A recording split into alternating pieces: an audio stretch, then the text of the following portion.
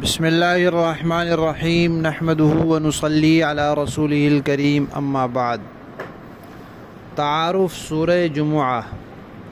اس سورت کا نام سورہ جمعہ ہے جو اس کی آیت نمبر 9 میں موجود ہے۔ اس سورت کے دوسرے رکوع میں جمعے کے احکامات ہیں، جمعے کی نماز سے متعلق، تو اس لیے اس نسبت سے اس کا نام سورہ جمعہ رکھا گیا ہے۔ یہ سورت قرآن پاک کی تلاوت کی ترتیب میں 62ویں نمبر پر ہے۔ اس کا شمار 62 ہے، 60 اور 2، اور نزول کی ترتیب میں 110ویں نمبر پر ہے۔ اس سے پہلے 109 صورتیں نازل ہو چکی تھیں اور 4 صورتیں اس کے بعد نازل ہوئیں۔ اس میں 2 رکوع، 11 آیات، 176 کلمات اور 787 حروف ہیں۔ یہ بھی مدنی صورت ہے۔ گزشتہ صورت میں اللہ تبارک و تعالی نے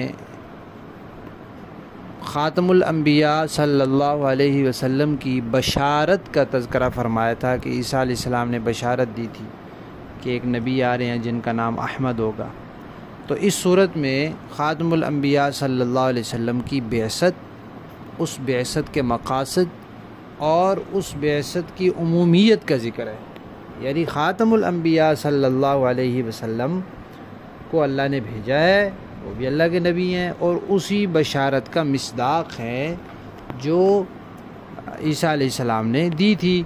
لہذا بنی اسرائیل کو چاہیے کہ وہ ان کو اللہ کا نبی تسلیم کریں۔ اگر نہیں کر رہے تو وہ اپنے ہی نبی کی بات کا انکار کر رہے ہیں اور اپنی ہی کتاب کی پیشن گوئیوں کا انکار کر رہے ہیں۔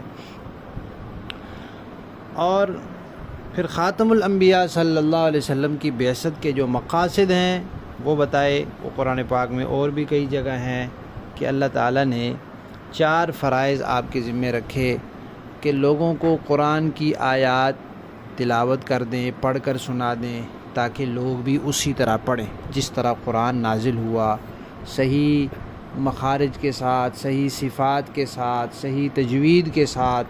جیسے آپ پڑھیں گے پھر لوگوں نے بھی اس کو ویسے پڑھنا ہے، اپنی مرضی سے اس کے حروف آگے پیچھے یا مخارج آگے پیچھے نہیں کرنے۔ اگر کریں گے تو غلط ہو جائے گا۔ اللہ تعالیٰ نے وہاں قاف نازل کیا ہوگا، یہ کاف پڑھ رہا ہوگا۔ اللہ تعالیٰ نے عین نازل کیا ہوگا، یہ بندہ حمزہ پڑھ رہا ہوگا۔ اللہ تعالیٰ نے ہا نازل کیا ہوگا، یہ ہا پڑھ رہا ہوگا۔ تو رسول اللہ نے تو اس طرح نہیں پڑھا، نہ یہ اللہ تعالیٰ نے اس طرح اتارا ہوگا، نہ رسول اللہ نے اس طرح پڑھا ہوگا، تو یہ غلط پڑھ رہا ہے، اس کو تصحیح کرنی چاہیے۔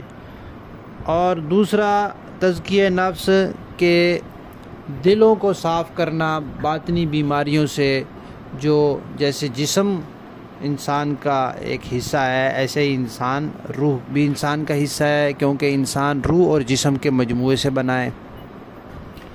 تو جسم کو غذا کی ضرورت ہوتی ہے تو روح کو بھی غذا کی ضرورت ہوتی ہے، اور جسم بیمار ہو جاتا ہے اس کے لیے علاج معالجہ ہوتا ہے، تو روح بھی بیمار ہو جاتی ہے اس کے لیے بھی علاج معالجہ ہوتا ہے۔ تو روحانی بیماریوں سے شفا یابی کے لیے بھی معالج ہوتے ہیں، جیسے جسمانی بیماریوں سے شفا یابی کے لیے، یعنی ان کے علاج کے لیے معالج ہوتے ہیں۔ شفا تو اللہ کے ہاتھ میں ہوتی ہے۔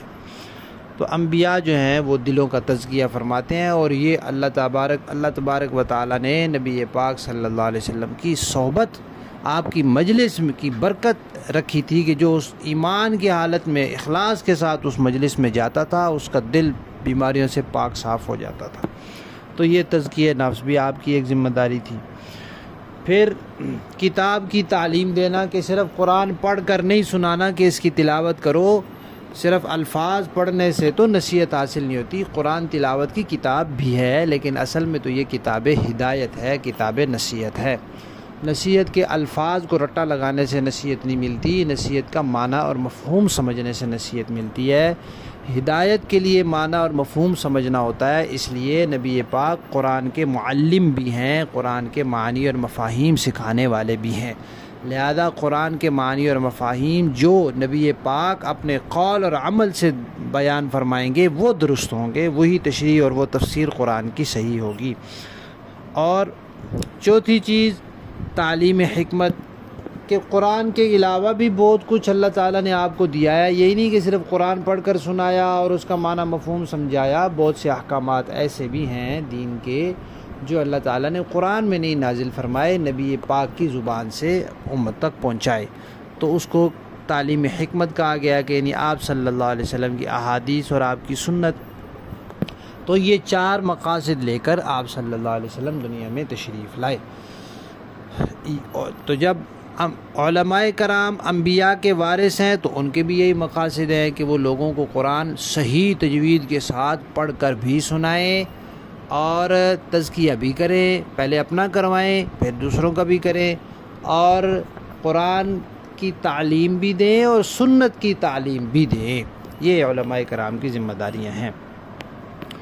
پھر اللہ تبارک و تعالیٰ نے خاتم الانبیاء صلی اللہ علیہ وسلم کی بعثت اور ان کی بعثت کے مقاصد کے بعد عموم بعثت کو بیان کیا کہ پہلے اللہ تعالیٰ نے جو انبیاء بھیجے وہ ایک محدود وقت کے لیے ان کی شریعت تھی اور ایک مخصوص قوم کے لیے، مخصوص علاقے کے لیے. لیکن اب خاتم الانبیاء صلی اللہ علیہ وسلم اللہ تعالیٰ کے آخری نبی ہیں. آپ کے بعد قیامت تک اللہ تعالیٰ نے کسی کو نبی نہیں بنانا، لہذا اب آپ کی ہی شریعت قیامت تک چلے گی. تو دنیا کے ہر انسان کے لیے اور دنیا کے ہر خطے اور ہر علاقے کے لیے اور قیامت تک ہر زمانے کے لیے اب آپ کی نبوت ہے، اور سب پر ضروری ہے کہ وہ آپ صلی اللہ علیہ وسلم کو اللہ کا نبی مانے اور آپ کی اتباع کرے. جو کرے گا وہی کامیاب ہوگا. تو اس طرح اس صورت میں خاتم الانبیاء صلی اللہ علیہ وسلم کی بعثت کا، ان کی بعثت کے 4 مقاصد کا اور ان کی بعثت کے عام ہونے کا تذکرہ ہے. پھر جمعے کی نماز کا تذکرہ آیا. تو پہلے زمانے میں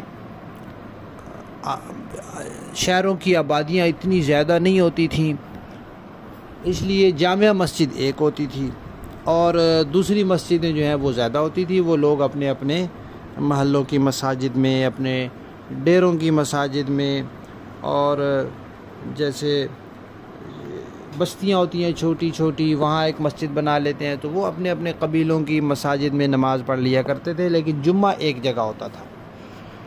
پھر آبادیاں بڑھ گئی اور مسجدیں بڑھ گئی. اب نہ کوئی اتنی بڑی مسجد ہوتی ہے شہر میں کہ سارے لوگ وہاں سما سکیں، اور نہ ہی پورے شہر کے لوگوں کا وہاں آنا آسان ہوتا ہے. تو پہلے زمانے کے حساب سے یہ بات ہے کہ باقی نمازیں تو مختلف مساجد میں ہوتی ہیں، یہاں بھی ہو رہی ہیں، وہاں بھی ہو رہی ہیں، وہاں بھی ہو رہی ہیں. یہاں کا اپنا امام، وہاں کا اپنا امام، وہاں کا اپنا امام، یہاں والے اس امام کے پیچھے، وہاں والے اس کے پیچھے، وہاں والے اس کے پیچھے. لیکن جب ہفتہ ختم ہو جاتا ہے، جمعے کا دن آتا ہے، تو سارے لوگ ایک امام کے پیچھے کھڑے ہو جاتے ہیں. تو پہلے انبیاء جو تھے وہ کوئی اس علاقے کا، کوئی اس قوم کا، کوئی اس زمانے کا، اس علاقے کے لوگ، اس نبی کے شریعت پر عمل کرنے والے، اس علاقے کے لوگ، اس قوم کے لوگ، اس نبی کی. لیکن جب آخری نبی آ گئے تو اب ساری دنیا کے انسانوں نے خاتم الانبیاء کی ہی شریعت پر عمل کرنا ہے. البتہ اتنا فرما دیا کہ نبی پاک صلی اللہ علیہ وسلم کو بھیجا تو ساری دنیا کی طرف کیا ہے، عرب و عجم کی طرف، لیکن ذمہ داری اللہ نے تقسیم فرمائی ہے کہ عرب تک، امیوں تک تو آپ خود براہ راست دین پہنچائیں گے اور آپ کے دور میں عرب کے لوگ اسلام قبول کر لیں گے. پھر جب عرب سے باہر عجم کی باری آئے گی تو پھر اللہ تعالیٰ یہ سعادت آپ صلی اللہ علیہ وسلم کے خلفاء کو اور صحابہ کو نصیب فرمائیں گے کہ آپ صلی اللہ علیہ وسلم کے اس مشن کو وہ پورا کریں گے اور پھر دین کو عرب و عجم میں غالب کر دیں گے، پوری دنیا میں پھیلا دیں گے. تو اس طرح پھر اللہ تعالیٰ نے کیا کہ حضور نے عرب کے کونے کونے تک دین پہنچا دیا اور پھر آپ دنیا سے تشریف لے گئے. اور پھر جو آپ نے پیشین گوئیاں فرمائی تھی ایران کے بارے میں، روم، قیصر و کسریٰ کے بارے میں، وہ پھر صحابہ کرام خصوصاً خلفائے راشدین کے دور میں پوری ہوئی. پھر ایک بات یہ فرمائی ہے کہ یہودی کہتے تھے کہ آخری نبی جو ہیں وہ بنی اسرائیل میں سے ہونے چاہیے، اور مکہ کے لوگ کہتے تھے کہ اگر اللہ نے کسی کو نبی بنانا ہے تو ہمارے بڑے بڑے سرداروں میں سے کسی کو بنائیں. تو اللہ تعالیٰ نے فرمایا کہ بھئی یہ نبوت اور رسالت یہ اللہ تبارک و تعالیٰ کا انتخاب ہے، اس پر کسی کی اجارہ داری نہیں ہے. اللہ تعالیٰ جس کو مناسب سمجھتے ہیں، جو اس لائق ہوتا ہے اس کو نبی بنا دیتے ہیں. تو جو آخری نبی بنائے جانے کے لائق شخصیت تھی پوری کائنات میں، پوری مخلوق میں، تو اللہ تبارک و تعالیٰ نے اسی شخصیت کو آخری پیغمبر اور آخری نبی بنا کر بھیج دیا. لہذا اب یہ کہ بھئی ہمارے سے کیوں نہیں اور ہمارا سردار کیوں نہیں، یہ باتیں چھوڑو. کامیابی اب اس شخصیت کی اتباع اور پیروکاری میں ہے. ایک بات اور اس میں یہ بتائی ہے کہ یہودی جو ہیں وہ تورات کے احکامات کی پرواہ نہیں کرتے اور اپنی مرضی سے اس میں تبدیلیاں، تحریفات، ترمیمیں بھی کرتے رہتے ہیں، اور نبی پاک صلی اللہ علیہ وسلم سے متعلق صاف صاف پیشین گوئیاں ان کو جھٹلاتے رہتے ہیں. تو ان کو پھر اللہ تعالیٰ نے گدھے سے تشبیہ دی ہے، ایسا گدھا کہ جس کے اوپر کتابیں رکھی ہوئی ہوں. تو اوپر کتابیں رکھ دینے سے گدھا کوئی عالم نہیں بن جاتا. تو صرف کتابیں سر پر اٹھا لینے سے یا جان لینے سے، معلومات حاصل کر لینے سے انسان عالم نہیں ہو جاتا، بلکہ جو کچھ جانے اس کے مطابق عمل کرے، اس علم کے مطابق عمل کرے تو پھر وہ عالم ہے. تو حقیقت میں عالم ہوتا ہی وہ ہے جو با عمل ہو، اور جو بے عمل ہو وہ تو پھر بدترین مخلوقات میں سے ہے. اللہ تعالیٰ نے گدھے کی تشبیہ دی ہے. اور اس امت کے بارے میں بھی فرمایا کہ بھئی ایک وقت آئے گا یہ بھی یہود و نصارہ کے طریقے پر ہوگی، پھر یہ بھی قرآن کے احکامات کی پرواہ نہیں کریں گے. یہ بھی لفظی تعریف سے تو قرآن محفوظ ہے اور معنوی تعریف سے اس طرح محفوظ ہے کہ قیامت تک اس کا صحیح معنی اور مفہوم بہرحال رہے گا. صحیح عقیدے والی جماعت اور قوم بھی رہے گی، حق پر قائم گروہ رہے گا، لیکن لوگ تحریفات کرتے رہیں گے، اپنے من گھڑت مفہوم بیان کرتے رہیں گے، جیسے آج کل غامدی کر رہا ہے، یا اس طرح منکرین حدیث کر رہے ہیں اور منکرین فقہ کر رہے ہیں، اور جو لوگ صحابہ کے منکر ہیں وہ کر رہے ہیں. تو یہ بتایا کہ اس امت کا بھی یہ حال ہو جائے گا. پھر یہ بھی یہودیوں کی طرح خوش فہمی میں مبتلا ہوگی کہ بس ہم آخری نبی کی امت ہیں. تو فرمایا یہ خوش فہمیاں کام نہیں آئیں گی.